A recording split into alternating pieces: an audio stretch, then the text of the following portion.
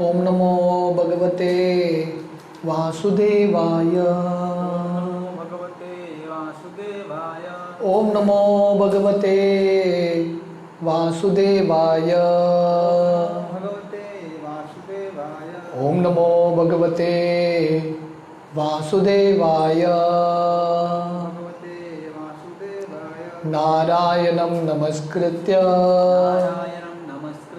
नरं चैव नरोत्तमं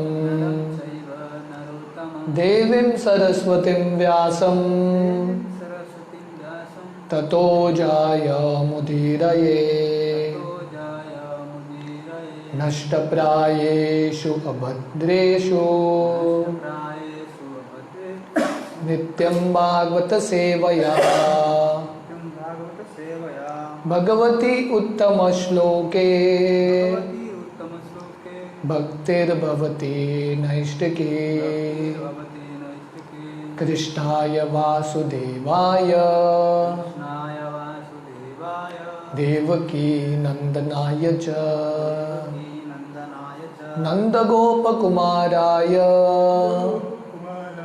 गोविंदाय नमो नमः। नमो पंकजनाभाय नमो पंकजमालिने नमो पंकजनेत्राय नमस्ते पंकजांग्रये। हरे कृष्ण। तो हम टेक्स्ट 36 कंटिन्यू कर रहे हैं। एतावादेव जिज्ञास्यं तत्व जिज्ञान सुनात्मन अन्वय व्यतिरेकाभ्याम यस्यात् सर्वत्र सर्वदा। A person who is searching after the supreme absolute truth, the personality of Godhead, most certainly search for it up to this in all circumstances, in all space and time, both directly and indirectly. तो भगवान यहाँ पे बता रहे हैं, जो व्यक्ति भगवान को ढूंढ रहा है उसको ये स्तर तक ढूंढना है जब तक भगवान की प्राप्ति नहीं होती, हर एक अवस्था में, हर एक समय पे, हर एक काल में। तो हम ये श्लोक का चर्चा काफ़ी प्रवचनों से कर रहे हैं। तो कल हमने देखा, श्रील प्रभुपाद समझाते हैं कि भक्ति हर एक समय पे किया जा सकता है। तो प्रभुपाद ये उदाहरण देते हैं वो दक्षिण भारत के एक ब्राह्मण का, जिसके पास धन नहीं था भगवान की सेवा करने के लिए, पर इच्छा तीव्र था, तो इसलिए बैठ के मन से भगवान की सेवा करता है, मन ही मन खीर बनाता है। तो प्रभुपाद यहाँ पे लिख रहे हैं कि एवरीवन, हर एक समय पे हर एक व्यक्ति भगवान की सेवा कर सकता है। पत्रम पुष्पम फलम तोयम यो मे भक्त्या प्रयच्छति तदहम भक्ति परतम अश्नामि प्रयतात्मना। तो भगवान को व्यक्ति एक फल, एक पत्ता या एक फूल या थोड़ा पानी दे सकता है। कोई भी इतना गरीब नहीं है जो भगवान को कुछ दे नहीं सकता।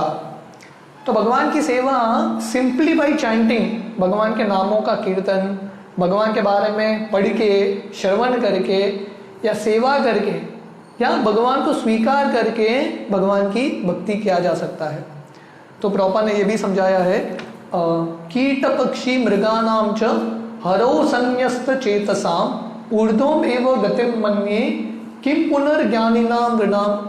कि भगवान की भक्ति इतना महान स्तर है, पर भगवान ने हर एक व्यक्ति को अवसर दिया है। कोई पक्षी रहेगा, पशु रहेगा, कीट रहेगा, हर एक व्यक्ति भगवान की भक्ति कर सकता है। In the Bhagavad Gita it is stated that one can serve the Lord by offering the result of one's work. It does not matter what one does. तो कृष्ण गीता में बोलते हैं हर एक व्यक्ति भगवान की सेवा कर सकता है, अपना जो भी कार्य है वो भगवान को समर्पित करते हुए। Generally men may say that whatever they are doing is inspired by God, but that is not all. कोई व्यक्ति बोल सकता है जो मैं कर रहा हूँ वो भगवान ही प्रेरणा दे रहे हैं, जो गलत कार्य भी कर रहा हूँ भगवान ही मुझे प्रेरणा दे रहे हैं, तो ये सही नहीं है। One should actually work on behalf of God as a servant of God. तो हर एक व्यक्ति का कर्तव्य है काम करना भगवान के लिए, भगवान के दास के रूप में। तो बहुत सारे लोगों का ये धारणा है काम ही सेवा है, काम ही भक्ति है, वर्क इज वर्शिप, मेरा जो आराधना है वो मेरा काम है। तो ये सही नहीं है। Work is not worship, work in devotion to God is worship. सिर्फ काम करना भक्ति नहीं होता, क्योंकि गधा भी काम करता है कि नहीं। तो सिर्फ मेहनत करके काम करना भगवान की भक्ति नहीं होता। भगवान के लिए काम करना, भगवान के दास के रूप में। The Lord says in Bhagavad Gita 9.27, यत् करोषि यदस्नासि यज्जुहोसि ददासि यत् तपस्यसि कौन्तेय तत्कुरुष्व मदर्पणम। तो भगवान गीता में बोलते हैं यत् करोषि, आप जो भी करते हो, यद अश्नासी, आप जो भी खाते हो, यद जुहोसी ददासी यत, आप जो भी दान देते हो, तपस्या करते हो, ये सब किसके लिए करना है? तत्कुरुष्व मदर्पणम, मुझे अर्पण करते हुए। Do whatever you like और whatever may be easier for you to do. तो प्रभुपाद इसका बहुत सुंदर वर्णन कर रहे हैं। यद करोषि मतलब भगवान बोल रहे हैं जो आपको अच्छा लगा है करो, नो प्रॉब्लम। तो भगवान छूट दे रहे हैं, आपके लिए जो आसान है वो सेवा करो आप, no force. Eat whatever you may eat, आपको खाना है ना, खाओ, चलेगा, जो भी खाओ। यद जुहोसी ददासी यत, sacrifice what ever you can sacrifice, जो भी आप त्याग कर सकते हो वो त्याग करो। Whatever you may give in charity, या आपको कुछ दान देना है आपके इच्छा से दे दो। And do whatever you may undertake in penance, आपको तपस्या करना है वो भी करो, पर but everything must be done for him only.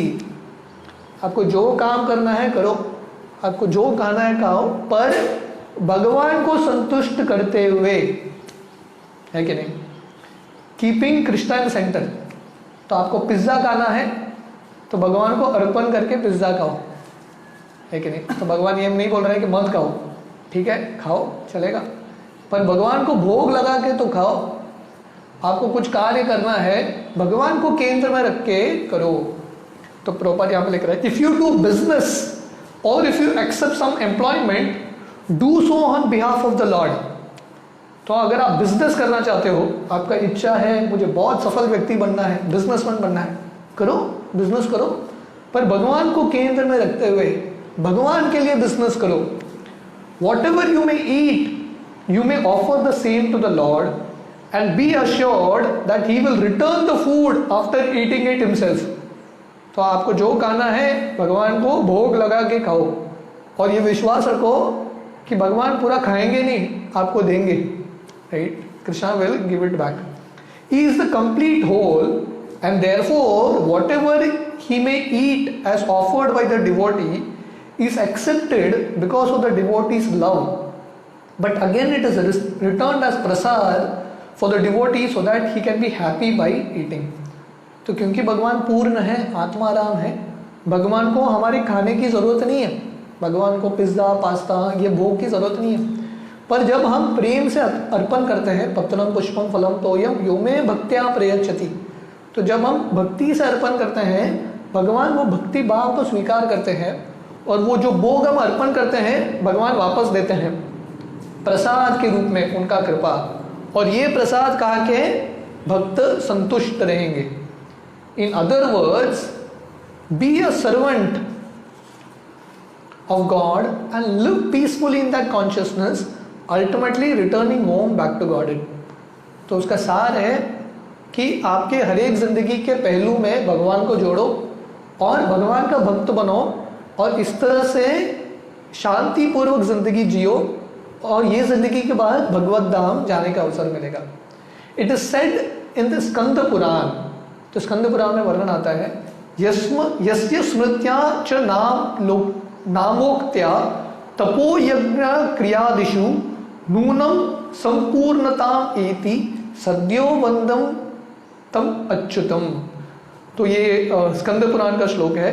I offer my obeisances unto him the infallible, because simply by either remembering him और vibrating his holy name one can attain the perfection of all penances sacrifices or fruitive activities, and this process can be universally followed. यस्य स्मृत्या च नामोक्त्या, कि मैं हे ऐसे भगवान को प्रणाम करता हूँ, सद्यो वंदे तम अच्युतम, भगवान अच्युत भगवान कृष्ण को प्रणाम करता हूँ, जिनका नाम मात्र स्मरण करने से, सिंपली बाय रिमेंबरिंग हिम और वाइब्रेटिंग हिज होली नेम, भगवान का नाम का स्मरण या उच्चारण करके व्यक्ति को तपो यज्ञ क्रियादिशु, तपस्या करने का, यज्ञ करने का, अलग अलग कार्य करने का सफलता मिलता है। मतलब सिर्फ भगवान का नाम का उच्चारण करने से व्यक्ति को हर एक चीज पे सफलता प्राप्त होता है। इट इज एंजॉयड इन भागवतम 2.3.10, भागवतम का यह दूसरा स्कंद 3 अध्याय 10वां श्लोक।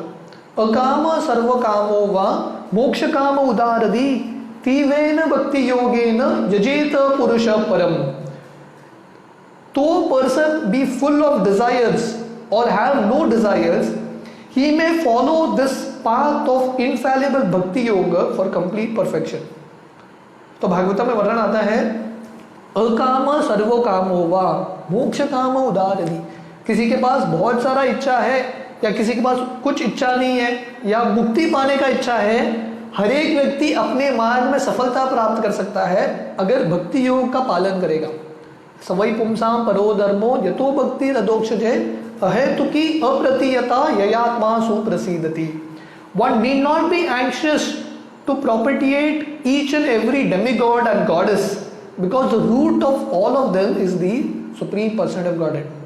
तो ये जो भागवतम का अध्याय है, जो श्लोक आ रहा है यहाँ पे, अकाम सर्वो कामो वा, ये श्लोक के पहले शुकदेव गोस्वामी अलग अलग देवताओं का आराधना वर्णन करते हैं, कैसे अलग अलग देवताओं का आराधना करके अलग अलग वर मिलता है।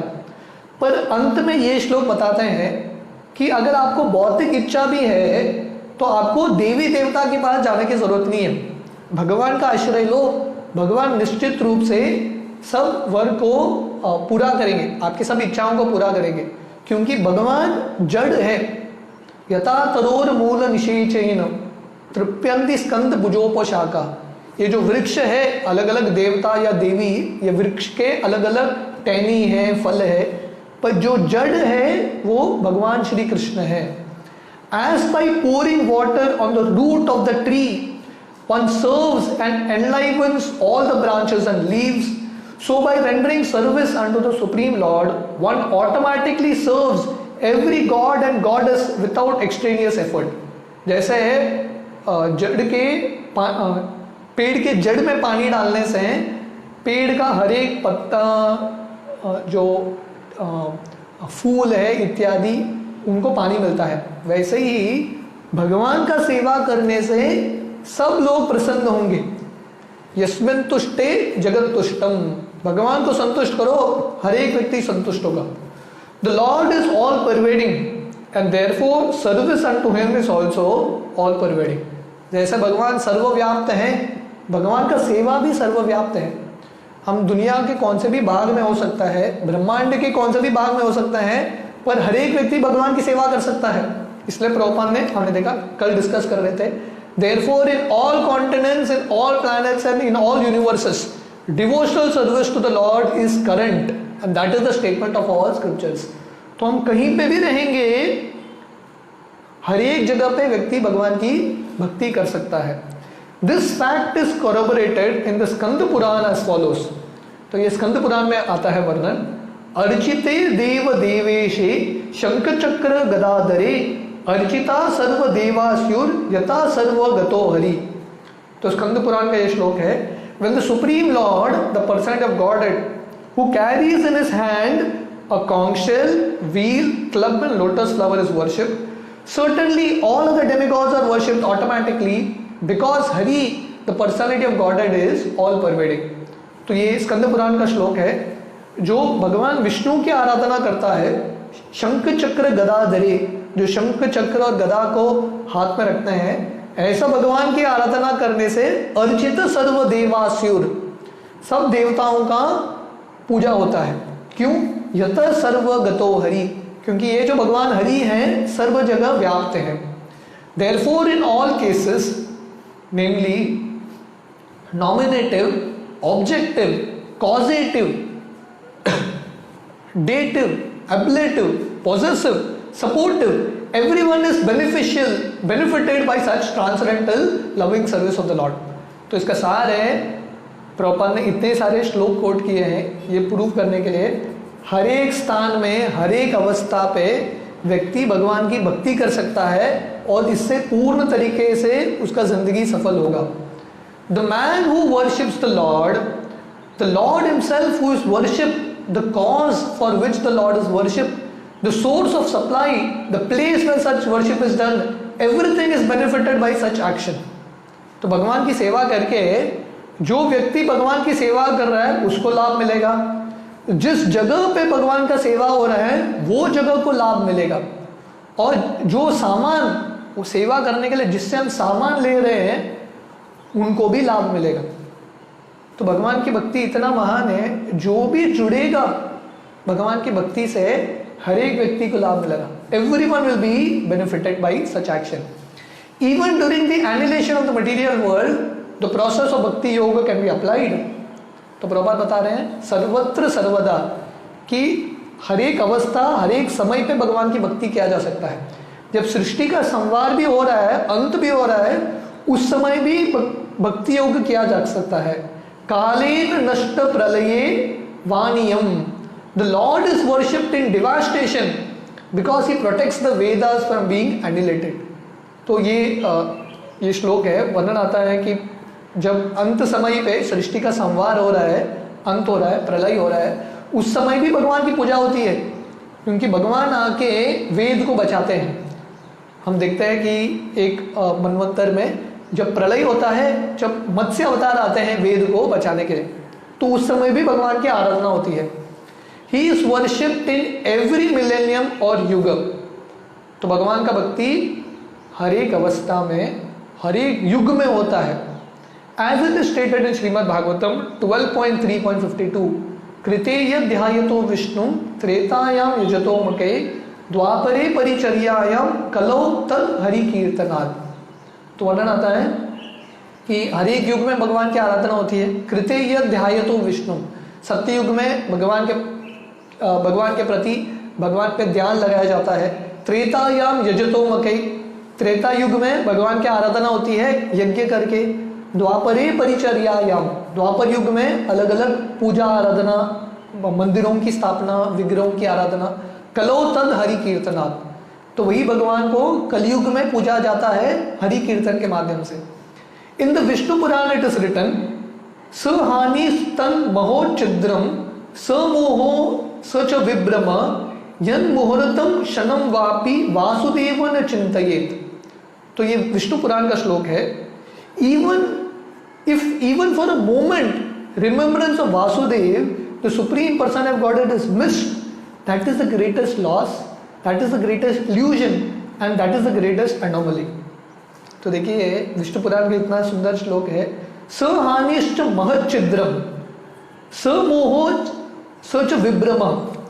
तो सबसे बड़ा हानि, सबसे बड़ा नुकसान, सबसे बड़ा मोह वो क्या है?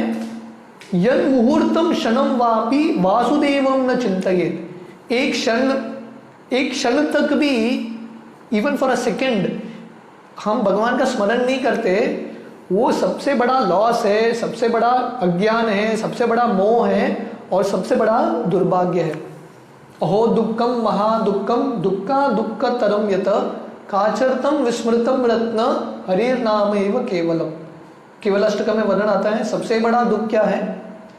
सब दुखों में से सबसे बड़ा दुख है कि भगवान का जो हरि नाम है उसको हम साधारण कांच का टुकड़ा समझ के उसको गंभीरता से नहीं लेते. The Lord can be worshipped in all stages of life. तो प्रभुपाद देखिए कितने विस्तार से लिख रहे हैं, सर्वत्र सर्वदा, हर एक अवस्था में हर एक समय पे. तो प्रभुपाद ने लिखा है कि सर्वत्र सर्वदा का अलग अलग अर्थ है. एक कि कोई भी व्यक्ति भगवान की भक्ति कर सकता है. प्रभुपाद ने ये श्लोक कोट किया और हमने देखा कीट पक्षी मृगा नाम च, कि कोई कीट रहेगा, पक्षी रहेगा, मृग रहेगा, वो भी भगवान की भक्ति कर सकता है. स्त्री शूद हून शबर आपी पाप जीव, कि कोई पाप योनि से भी रहेगा वो भी भगवान की भक्ति कर सकता है, हर एक व्यक्ति कर सकता है, और कौन सा भी अवस्था में है, वॉट एवर कंडीशन, धन भी नहीं है वो भी कर सकता है। इसलिए प्रभुपाद ने दक्षिण ब्राह्मण का उदाहरण दिया जो मानसिक रूप से भगवान की सेवा करता है, राइट। और प्रभुपाद ने ये बताया कि हर एक समय पे भगवान की भक्ति होती है, हर एक काल में, सत्ययुग में, द्वापर युग में, कलयुग में, त्रेता युग में भगवान की भक्ति होती है, अंत समय पे भी, सृष्टि के संवार के समय पे भी भगवान की भक्ति होती है। और अभी प्रभुपाद लिख रहे हैं सर्वत्र सर्वदा का मतलब है कि हर एक स्तर पे, हमारे जिंदगी के हर एक स्तर पे भगवान की भक्ति कर सकते हैं। अगर कोई बोलेगा नहीं मैं बहुत छोटा हूँ भक्ति करने के लिए, या मैं बहुत बड़ा हो चुका हूँ भक्ति करने के लिए, मैं बहुत बुजुर्ग हो चुका हूँ, पहले ही शुरू करने का था, अलग अलग हम कारण देते हैं भक्ति न करने का। एक तो मेरे पास धन नहीं है, मेरे पास बुद्धि नहीं है, मेरे पास सुंदरता नहीं है, मेरे पास शरीर नहीं है, मेरे पास जात नहीं है। तो प्रभुपाद हर एक चीज को कोट करके बताते हैं हर एक अवस्था में भगवान की भक्ति हो सकती है। अगर कोई बोलेगा मैं बहुत छोटा हूँ भगवान की भक्ति करने के लिए, मुझे थोड़ा जिंदगी जाने दो, थोड़ा मजा करने दो, बाद में करूँगा। For instance even in the wombs of their mothers, Maharaj Prahlad and Maharaj Parikshit worship the Lord. हर एक स्तर पे, हर एक जिंदगी के अवस्था पे भगवान की भक्ति होती है। उदाहरण प्रभुपाद दे रहे हैं यहाँ पे, प्रहलाद महाराज और परीक्षित महाराज, उनका भक्ति कहाँ शुरू हुआ? माँ के गर्भ में ही शुरू हुआ। तो कौन सा योग है जो माँ के गर्भ में हो सकता है? कोई कर सकता है क्या? माँ के गर्भ में प्राणायाम कोई बच्चा कर सकता है? नहीं कर सकता। हाँ, माँ के गर्भ में शास्त्र पढ़ सकता है क्या बच्चा? नहीं पढ़ सकता। पर माँ के गर्भ में बैठ के भक्ति योग शुरू हो सकता है।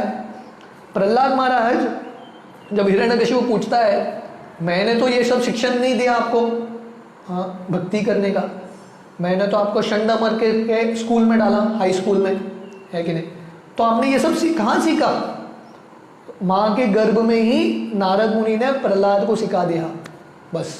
और परीक्षित महाराज को माँ के गर्भ, उत्तरा के गर्भ में ही उनका भगवान का दर्शन हुआ। तो ये पहला उदाहरण है, माँ के गर्भ में ही भक्ति शुरू हुआ। Even in his very childhood, at the age of only 5 years, Dhruva Maharaj worship the Lord. तो अगर बोलेगा मैं अभी छोटा बच्चा हूँ 5 साल का, ध्रुव महाराज का उदाहरण है, 5 साल की उम्र में भक्ति शुरू किया उन्होंने। Even in full youth, Maharaj Ambarish worship the Lord. तो पूरे यौवन अवस्था में कोई बोलेगा मैं अभी नौजवान हूँ, अभी उम्र नहीं है भक्ति करने का, अम्बरीश महाराज, परीक्षित महाराज यौवन अवस्था में भी उन्होंने भक्ति किया। And even at the last stage of his frustration, old Maharaj Dasharath worship the, Dhritarashtra worship the lord, sorry. तो सबसे बूढ़े अवस्था में धृतराष्ट्र, मतलब इतना बूढ़ा हो चुका था, मरने के अवस्था में था, वो भी भगवान की भक्ति करता है। Ajamil worship the Lord even at the point of death. Ajamil भक्ति कब करता है? नारायण का स्मरण, यमदूत आ गए हैं तब करता है भक्ति। योग, प्राणायाम, आसन प्रैक्टिस करने के लिए काफी साल लगता है, पर जब यमदूत आ गए हैं उस समय, अंत समय पे अजामिल भक्ति करता है। Chitraketu worship the Lord even in heaven and in hell. Chitraketu Maharaj का ये उदाहरण है कि नरक में भी, असुर के योनि में भी भगवान की भक्ति करते हैं। सो ये चित्रकेतु महाराज का उदाहरण है।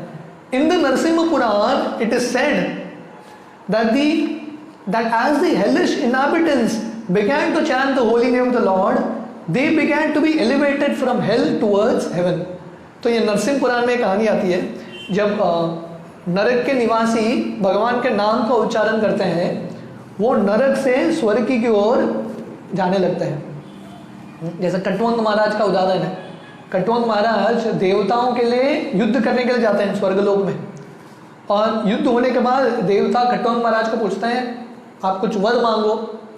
तो कटवंग महाराज बोलते हैं आप मुझे ये बता दो मेरा अभी आयु कितना बचा है। तो देवता कैलकुलेट करते हैं और बोलते हैं 1 मुहूर्त, थोड़े ही क्षण बचे हैं। तो कटवंग महाराज तुरंत सब छोड़ के भगवान की भक्ति करते हैं और वहाँ से सीधा वैकुंठ लोक चले जाते हैं।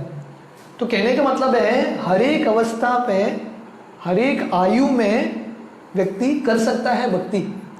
तो किसी को ये एक्सक्यूज नहीं देना है। मन अलग अलग कारण बताता है भक्ति न करने का, पर हमको विश्वास होना चाहिए मेरा कौन सा भी अवस्था रहेगा, however my bodily situation is, मेरा जितना भी मानसिक स्तर है, जो भी है, हम भगवान की भक्ति अवश्य कर सकते हैं। दुर्वासा मुनि has also supported this view. मुच्यते यं नामनी उदिते नारकोपी। तो दुर्वासा मुनि भी बताते हैं simply by chanting the holy name of the Lord, the inhabitants of hell became released from their hellish persecution। तो ये श्लोक है कि नरक के जो निवासी हैं भगवान का नाम का उच्चारण करके उनको नरक से मुक्ति मिलता है। मतलब कोई नरक भी चला गया या नरकीय अवस्था में भी है, वो भी भगवान की भक्ति कर सकता है। ही ऑल्सो कैन प्रैक्टिस भक्ति। जैसे गजेंद्र इतना बुरे अवस्था में भी वो भगवान का हरि नाम लेता है। So everyone can get benefit. So the conclusion of Srimad Bhagavatam as given by Shukdev Goswami to Maharaj Parikshit is, तो हम देखते हैं भागवतम का पहला स्कंद अंत होता है, परीक्षित सुखदेव गोस्वामी से मिलते हैं और अलग अलग प्रश्न पूछते हैं। उनका एक प्रश्न है, आप बताइए सब शास्त्रों का निचोड़, what is the essence of all scriptures. मेरे पास अभी साथ देनी है, सार बता दीजिए बस। तो सुखदेव गोस्वामी दूसरे स्कंद के शुरुआत में, पहला स्कंद होता है परीक्षित महाराज के प्रश्न से, दूसरा स्कंद शुरू होता है सुखदेव गोस्वामी के उत्तर से। दूसरा स्कंद पहला अध्याय 11वां श्लोक, सुखदेव गोस्वामी भागवतम का सार बता देते हैं। शायद परीक्षित अंत तक रहे कि नहीं रहे, न रहे, पहले ही मैं सार बता देता हूं। वो सार क्या है? एता निर्विद्यमानानाम इच्छताम कुतो वयम योगिनाम ऋण निर्णीतम हरेर नामानुकीर्तनम। तो ये भागवतम का सार है।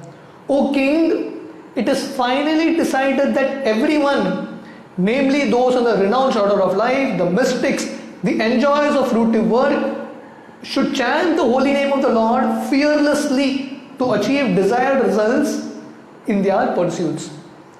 हे राजन, ये निर्णय हुआ है, एता निर्विद्यमानानाम। So this is the conclusion. ये कंक्लूजन है कि हर एक व्यक्ति, कोई भी रहेगा, कोई योगी रहेगा, नृपर राजा रहेगा, कोई भी रहेगा व्यक्ति, हर एक व्यक्ति को एक ही कार्य करना है, हरेर नामानुकीर्तनम। ये जिंदगी के अलग अलग भय से बचने के लिए one should fearlessly chant the Holi names. तो ये निष्कर्ष है भागवतम का, अलग अलग शास्त्रों का, कि भगवान की भक्ति और स्पेशली हरेर नामानुकीर्तनम, हरेर नाम एव केवलम। हाँ, जो भगवान की भक्ति करेगा, स्पेशली भगवान का हरि नाम का जो उच्चारण करेगा, ये शास्त्रों का निचोड़ है। इसलिए हर एक अवस्था पे व्यक्ति को भगवान का हरि नाम लेना है। जब चैतन्य महाप्रभु संन्यास स्वीकार करके नवद्वीप से जगन्नाथपुरी की ओर आ रहे हैं, उनको अलग अलग प्रांत से गुजरना था। तो एक जगह पे था जहाँ पे उनको एक नदी पार करके जाना है। तो नदी में चैतन्य महाप्रभु, नित्यानंद प्रभु और एक दो भक्त बैठते हैं चैतन्य महाप्रभु के साथ। और वो जो नाव वाला है वो भक्तों को बोलता है इधर कीर्तन मत करो क्योंकि आवाज़ आएगा, ये नदी में बहुत सारे मगरमच्छ हैं, खूंखार मगरमच्छ हैं, आके निगल लेंगे, तो शांति से बैठो, 5 मिनट शांति से बैठो। तो सब भक्त लोग शांत से बैठ जाते हैं ध्यान लगा के, कोई कुछ बोलता नहीं है। तो चैतन्य महाप्रभु बोलते हैं अरे इतना सन्नाटा क्यों है, हरि नाम करो। तो भक्त बोलते हैं ये नाव वाला ने बोला है डेंजर है, थोड़ा शांति से रखो, जब हम नैया पार हो जाएगा, नदी क्रॉस कर लेंगे, तब हम हरि नाम करेंगे। तो चैतन्य महाप्रभु बहुत विश्वास के साथ और बहुत कन्विक्शन के साथ, जोरों के साथ बताते हैं कौन सा समय है ये दुनिया में जब कष्ट नहीं होगा, जब भय नहीं होगा। हम उचित समय के लिए रुकेंगे तो रुकता रहना पड़ेगा। तो इसलिए आप किसी का चिंता मत करो, भगवान का हरि नाम लो, कोई कुछ कर नहीं सकता। भक्त लोग फिर से विश्वास के साथ हरि नाम करते हैं। तो ये सिद्धांत है सर्वत्र सर्वदा, हर एक अवस्था में हमको भगवान की भक्ति करना है। सुखे दुखे बोले ना को वदने हरि नाम बोलो रे, वने ताको गृहे ताको सदा हरि बोले ताको। कोई गृहस्थ है, वानप्रस्थ है, सन्यासी है, ब्रह्मचारी है, कोई सुख में है, दुख में है, कौन सा भी अवस्था है, हमको भगवान की भक्ति करनी है सर्वत्र सर्वदा। तो इसके आगे का जो तात्पर्य है हम कल सुबह पढ़ेंगे। So tomorrow we should conclude this shloka.